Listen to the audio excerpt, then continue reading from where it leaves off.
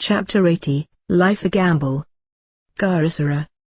Do what thou wilt shall be the whole of the law. In 1 or 2, no, I think more like 3 or 4, letters of yours to hand in the last couple of months, you have put forward various excuses for slackness, the necessities of your economic situation. You say you must have regular work, and a steady income and all that sort of thing. My innocent child, that species of magic is quite simple. Take the horns of a hare. That's enough for the present. I'll tell you what to do with them when you've got them. In Macbeth we read, Security is mortal's chiefest enemy. But this is another kind of security, it is the hubris which tempts Providence, the insolence of thinking that nothing can go wrong. Anyhow, there's no such thing as safety. Life is a gamble. From the moment of incarnation a million accidents are possible. Miscarriage, stillbirth, abortion, throughout life, until your heart beats for the last time, you never can tell and then you start all over again with your next incarnation. I wish I had a copy of a short story of mine called Every Precaution. The gallant young uplift expert, the 100% red-blooded, clean-living, heir of the eternities, takes his young fiancée and female counterpart to the old Absinthe House in New Orleans to show her the terrible results of wrongdoing. They are going to avoid all that, their child is going to be the quintessence of Americanism. They marry and take a cottage by Lake Pasquaney. Presently, he being, so she said, away on a business trip, the tradesman complained that she seemed to need very little pabulum. Somehow, people got suspicious, and sure enough, when they broke in, they found that she had pickled him. This story is founded on fact. Damn it, why did the Mars have to get lost? Even suicide is not a dead bird. I knew a creature once, careless observers often mistook him of a man, who tried 3 times, pistol, rope and poison.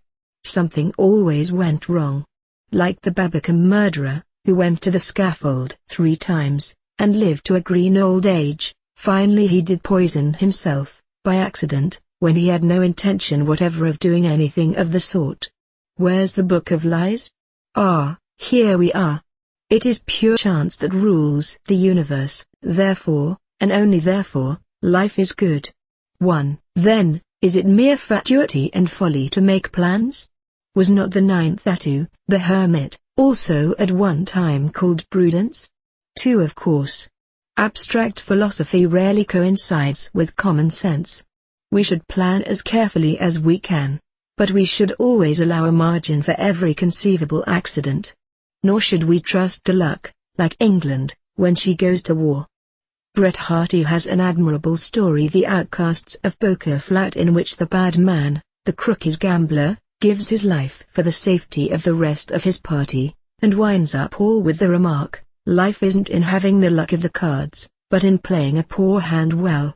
Yes, I dare say, all very fine, but what you wanted to know was about the propriety of taking risks in magic. So off we go. Risks, we have agreed, are always unavoidable, but we can calculate them. The best and wisest man I ever knew, the late Oscar Rechenstein, was once offered a job which gave him a 50% chance of survival. He calmly sat down, worked out his expectation of life, his expectation of income, and the Lord alone knows what other factors.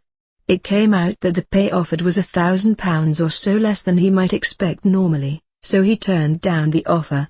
Not a trace of sentiment of any kind. Now let us consider an A-B case. John Jeremiah Jenkins sees a shortcut to his performance of the great work. To seize this opportunity, he must give up a steady job with good prospects and as near safety as is possible in the nature of things, for a slim chance of a career in the most insecure of all the professions. He can do it, that is at the mercy of his will, but he risks something very close to the utter wreck and ruin of his future. Only a miracle can bring him through. Just so. But is he not neglecting one factor in his problem? Who put this romantically insane opportunity in his way? The gods, it must be, since he is performing the great work. Very well then.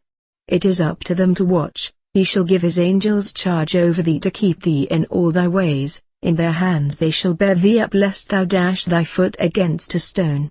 What's more, he must leave it at that. He must not insult them by constantly looking out for extra safeguards, or hedging. You remember the Major in the Suicide Club when Prince Florizel was picking seconds for a duel? In all my life I never so much as hedged a bet. You must give them plenty of opportunity to show their approval by steering you miraculously through one crisis after another. This course of conduct may seem to you a little like the act of truth, but this is only superficially the case. The latter is usually an emergency measure, and either not particularly serious or as serious as anything can be. But what I have said above amounts really to a regular rule of life. Need I add that the prime and essential requisite in all this work is that you so devote yourself to, and identify yourself with, the gods, that there is never any doubt in your mind as to what they intend you to do? Love is the law, love under will. Fraternally, 666.